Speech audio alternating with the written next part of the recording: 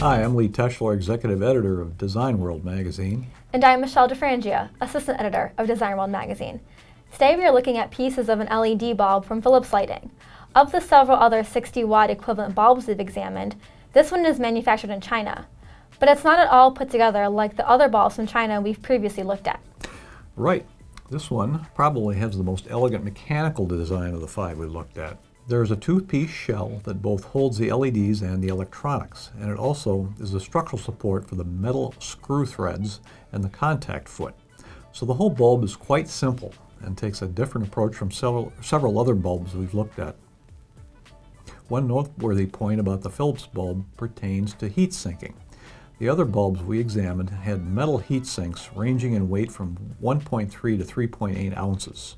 The Philips bulb manages to handle thermal issues without any extra heat sinking at all. The only component that spreads heat is the 2.5-inch diameter metal disc onto which the 26 LEDs mount, 13 to a side. Moreover, you might expect that designers would stagger the LEDs on the disc such that they wouldn't mount directly opposite each other. This mounting arrangement would also help spread heat. But the LEDs on either side of the disc sit directly opposite each other. It appears that LED heat just wasn't an issue in this design. Well, that's surprising. Why no heatsink? One reason is the presence of a negative temperature coefficient thermistor on the LED board. Philips probably adjusts the LED drive levels as things heat up. That resistor is really small and it's easy to miss it when you look at the LED plate, but that's certainly what it is. I tried to examine the board traces to figure out the temperature compensation network, but the PCB has 3 layers of trace routing, one hidden, so I couldn't really do that. Further complicating the analysis of the circuit is the fact that 2 6-pin ICs seem to handle the AC-DC conversion, and neither is marked with either a manufacturer's logo or part number. Because the main ICs can't be identified, we can only hypothesize about how the LED driver works.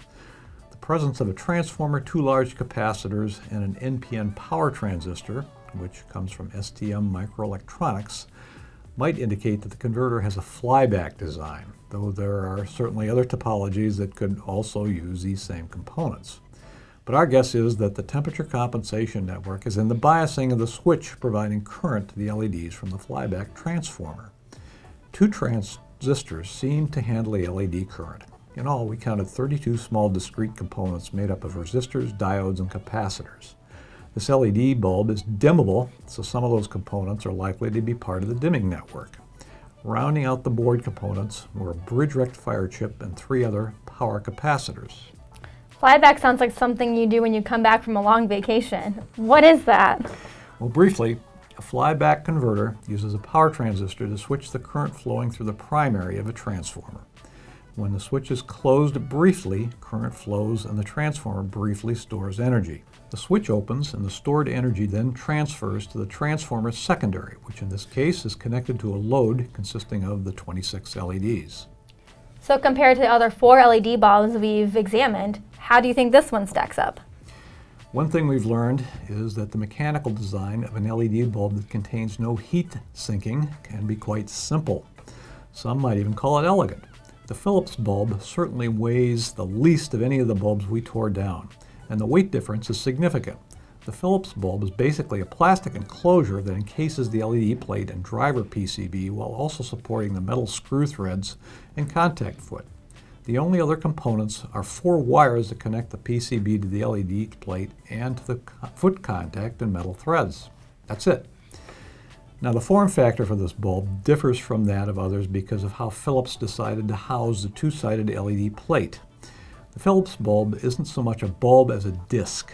Encasing the LEDs so the bulb looks flat might seem a little weird to people who expect something called a light bulb to actually be shaped like a bulb.